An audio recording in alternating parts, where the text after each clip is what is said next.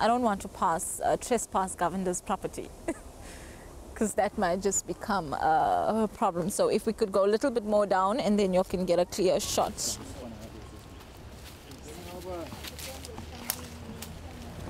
Bongo, you want to go right down there? What? If you could stand there and get a shot of those people's houses, then it's okay. Their living conditions, very, very poor. They don't have tap water. Because they are privately owned properties, the landowner has to actually sign a paper for you to get a tap there.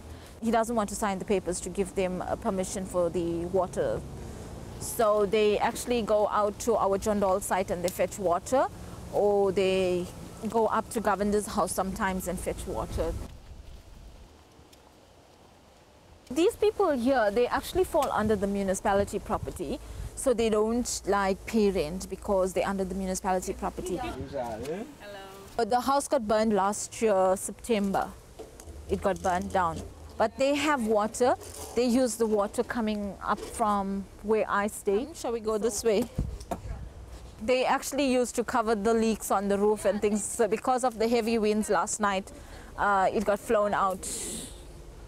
We are paying like 200 Rand for water account, and how can we let someone else use it free of charge? Something that blocks. No, I've got a tap key. She's got the key. That's the my head. son. At home, they not he plays the water. They play with the water. Yeah, I think it is now. we share the water. It comes like 150, 180, 200 Rand. Cheap. Ah, cheap.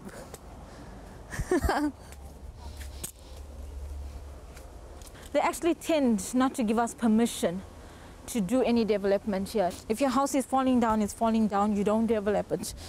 You can see the houses, the conditions, but you're not allowed to develop it. If your landowner don't give you permission, you're not allowed, totally not allowed to do it. So many houses in his property, so they're collecting like 200 Rand from most of the houses, so it's more than enough. And like people have been living here in this property like for over 60 years. So today I was like very lazy. Ooh, darkness. Darkness, total darkness. My house is in a state, please. Okay.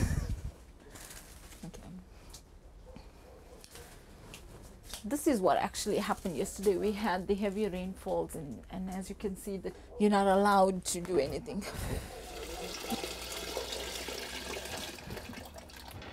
I'm born and brought up here, and it's like 35 years, and my mom's still living in a tin shanty house, and I'm now married, and I've got kids of my own, and like I don't want them growing up still living in a tin shanty house like this and making somebody else rich.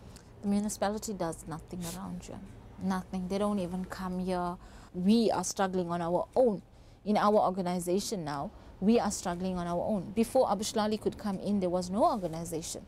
There was nobody to do anything for the poor people here. If you notice, when you come into Mutala, you don't see the tin shanty houses because they are actually camouflaged with the big block houses. They do not see Mutala Heights, the poor section. It's because they are blocked. That's my daughter.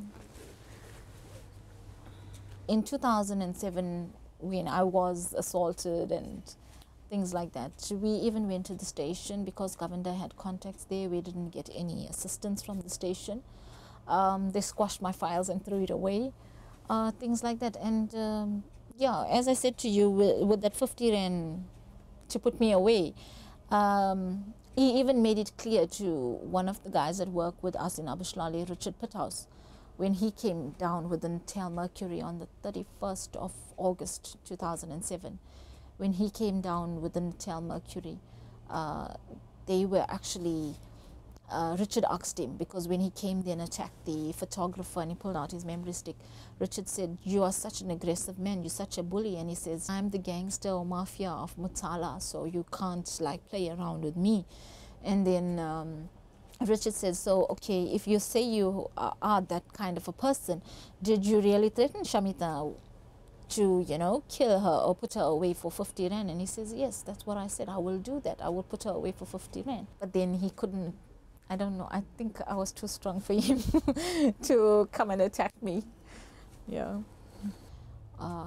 It's first time that we have a movement going in the community. They've seen changes and they've seen things happening, you know. Like for instance, everyone was surprised when we won the eviction against Governor, and it's like nobody thought there will be somebody to put Governor down. So it was like very surprising for them when, you know, they found out that Governor had no say.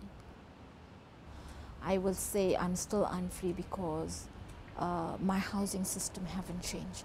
Also, in the schooling, like we have, for instance, our school here, I still feel we are not free, because even in the school, it's like they feel the poor have no say. We still like isolated, we still here. I mean, I'm talking about myself, my community. This is how we are. Because if you look at it, I mean, if I look back, it's like I'm still living where I am. I'm still being treated the way I was in the past.